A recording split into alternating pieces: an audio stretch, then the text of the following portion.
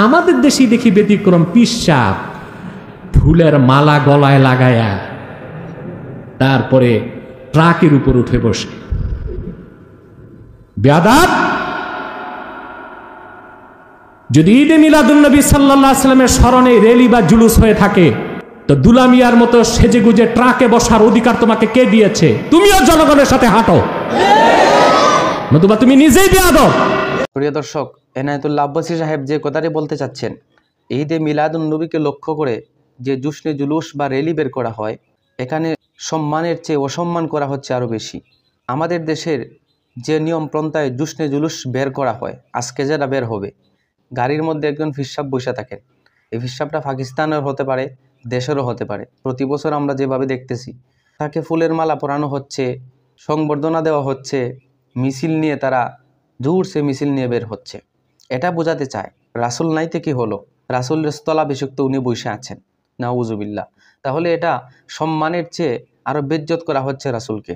এই নিয়ম পন্থা কুরআন হাদিসের কোথাও নাই। পৃথিবীতে এমনভাবে সংবর্ধনা দেওয়া হয়, এমনভাবে রাসূলকে সম্মান দেওয়া হয়, যা পৃথিবীর কোথাও নাই।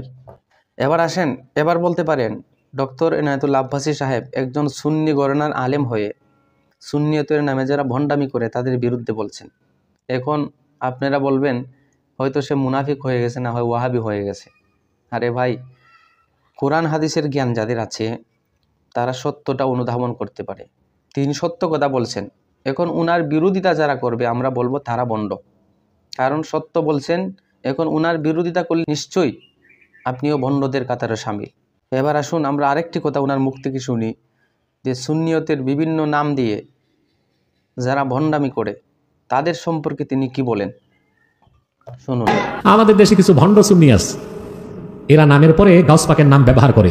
সুন্নি আল কাদেরি বলে না? মহান আল্লাহর পবিত্র সত্তার কসম, এই ধরনের মাজার পূজারী বেদাতীদের সাথে সুন্নি এবং গাউস পাকের নামের কোনো সম্পর্ক নাই।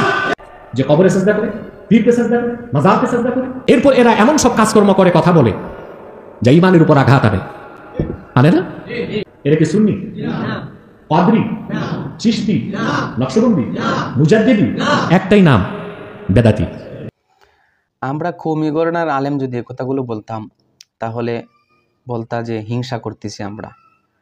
আপনাদের সুন্নি ঘরানার আলেম হয়ে তিনি সত্য কথাটা বলছেন, যে এই সমস্ত নাম মুজাদ্দিদি, নকশবন্দিয়া, যে যা এগুলা বলেন না কেন, যে সুন্নিয়ত যারা আপনারা দাবি করেন, সুন্নিয়তের কোনো সম্পর্ক তাদের সাথে নাই।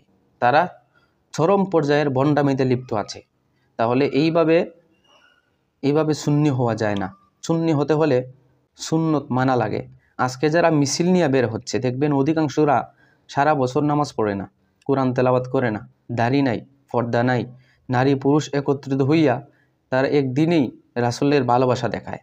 বাকি 12 মাস গেলে কোথায়?